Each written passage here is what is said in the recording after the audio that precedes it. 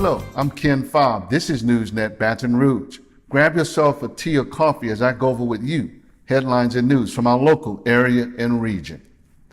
In Denham Springs, residents who live on Mercier Drive are in fear after a pair of dogs that are kept at the end of that street have been loose on multiple occasions and have recently killed 2 horses.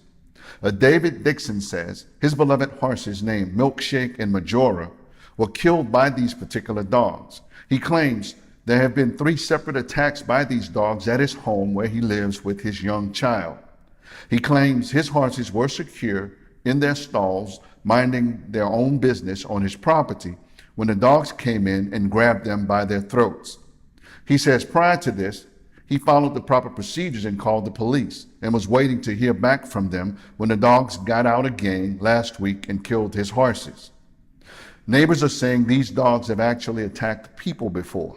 So now, all of the neighbors in that area are reportedly concerned and in fear for themselves, their lives, and their children. Meanwhile, the police have written a citation to the owners of the dogs, and a hearing has been set for June 6th.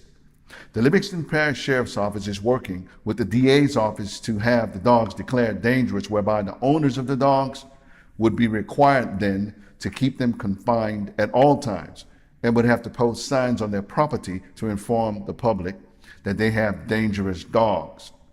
The Sheriff's Office also confirms it has cited the owners of these dogs on 2 previous occasions for letting them out to roam in the neighborhood.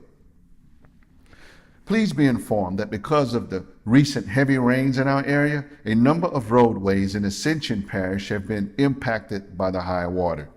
So earlier this week, the Sheriff's Office reported the following roads were closed for the time being.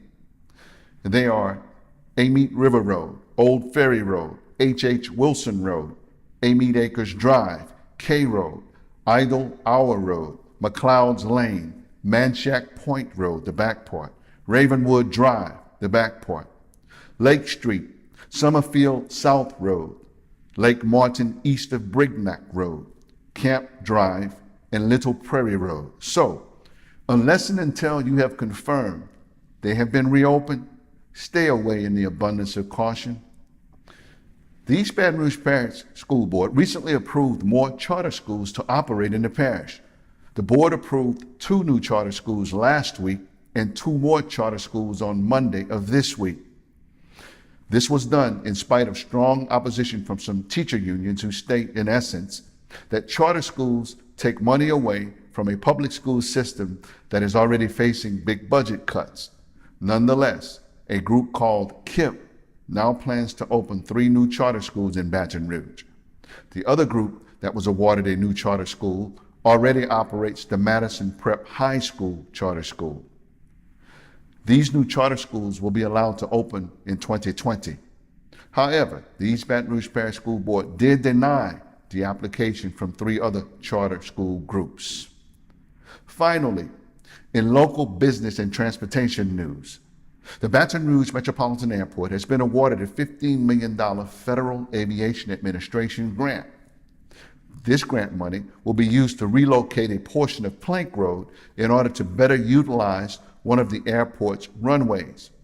U.S. Representative Garrett Graves announced that the nearly $50 million total project has now received partial funding through the FAA's Airport Improvement Program. He says it's the 2nd largest grant awarded by the AIP this year, and that it is a big win for the Baton Rouge Metropolitan Airport and local travelers. Mike Edwards, the airport aviation director, says this money will be used to establish a standard runway protection area and a protection zone for one of the runways and to improve overall airport operations. This project is currently only in the design phase. The initial $6.6 million will be coming from an FAA and Louisiana Department of Transportation and Development matching fund. These have been headlines and news from our local area and region. And I'm yours truly, Ken Fobb. I'll see you next time right here on NewsNet, Baton Rouge.